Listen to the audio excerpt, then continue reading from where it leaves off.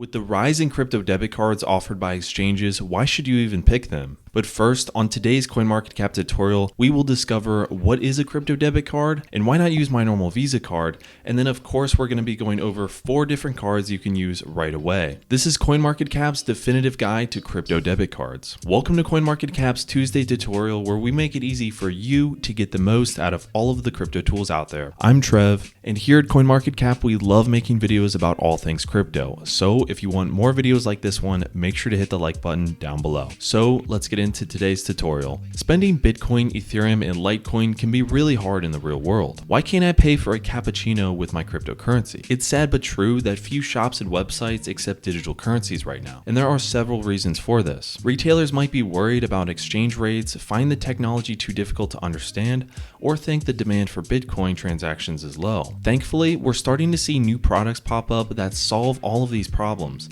giving thirsty crypto enthusiasts some caffeination and helping businesses offer digital assets as a payment method. Their name, Crypto Debit Cards. So what really is a crypto debit card? Just like conventional debit or credit cards, cryptocurrency debit cards allows you to complete a day-to-day transaction using Bitcoin, Ethereum, XRP, and other altcoins. Often you don't need to worry about whether your physical card will be accepted by a merchant, and that's because many of the merchants out there have been released in conjunction with Visa and MasterCard, meaning they can be used in millions of locations. Here's how they work. First, you top up your crypto debit card with the digital currency of your choice, often through a mobile app or website. Many cryptocurrency debit cards offer more generous spending limits as well as lower transaction fees. Let's imagine you finally get that long-awaited cappuccino with your crypto debit card.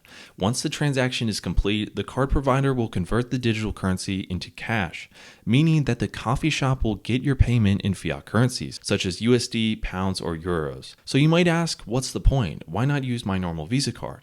Good question, because the short answer is you'll probably get some exciting perks. For example, crypto-focused products can protect you from nasty exchange rates when you're traveling outside your home country. With conventional Visa debit cards, you can often end up paying sky-high conversion rates while you're on holiday. You can often end up paying sky-high conversion fees while your dollars in a bank are switched to pounds or euros. And comparing this to a crypto debit card, your Bitcoin acts as a bridge to other fiat currencies, and thus you'll save more money. But there are some other advantages to having a crypto debit card even if you don't travel abroad. So traditional credit cards often add all sorts of charges. You might have to pay a yearly membership or fees whenever you make a transaction at home or abroad. Generally speaking, crypto debit card holders will often find their life a lot less expensive. You will be able to use your crypto debit cards for ATM withdrawals, and many of the products on the market also support Apple Pay, Google Pay, and Samsung Pay. Some cards offer rewards like airport lounge access or cash back on transactions, so it's worth shopping around to see which one suits you best. These prepaid cards can also foster financial inclusion, as they can be set up without the need for a bank account. Some products also offer a virtual card instead of a physical one, making them ideal for online purchases through PayPal and other e-commerce platforms. Of course, there are some downsides. Some providers will require you to stake coins in order to unlock access to the best rewards, and although your crypto debit card might be well suited for small daily transactions, it might not be the best way to pay if you're thinking about splashing out on a car or a yacht. Then there's the issue of volatility. The Bitcoin you will use to buy a $1,000 holiday on your card now could end up being worth double or triple as much in years to come. Or it could crash, and that would mean that your trip to Paris was actually really a bargain. And last but not least, it's important to do your own due diligence on blockchain brands offering cryptocurrency debit cards. In the United States, Europe, Singapore, and elsewhere, they may be subject to regulation, and you'll probably have to complete Know Your Customer checks. So are crypto debit cards the future? Well, some of the world's biggest cryptocurrency exchanges, including Binance, Coinbase, now offer their own Visa debit cards. And you'll be charged no fees for moving funds from your crypto exchange account to your card. And of course, there are other major card providers, including Crypto.com and BlockCard. So with PayPal joining the cryptocurrency space and crypto awareness rising to an all-time high, these products could become a lot more common. And on that note, let's look at 4 different cards mentioned and see what the major differences are between them. Now make sure to always do your own research, as this is really just a quick primer and there are many more cards out there. So you'll need to find the one that best suits you. So let's look at BlockCard. BlockCard was launched in 2019 by Turneo, which is a US-based blockchain debit card company that enables the cardholder to spend the value of their cryptocurrency cryptocurrency with the same ease as traditional credit cards. Available in virtual and plastic, BlockCard offers free deposits and withdrawals with zero fees. BlockCards are only available to US residents. However, the company expects that BlockCards will be also available to cardholders from 31 European countries. Although it does not state which ones,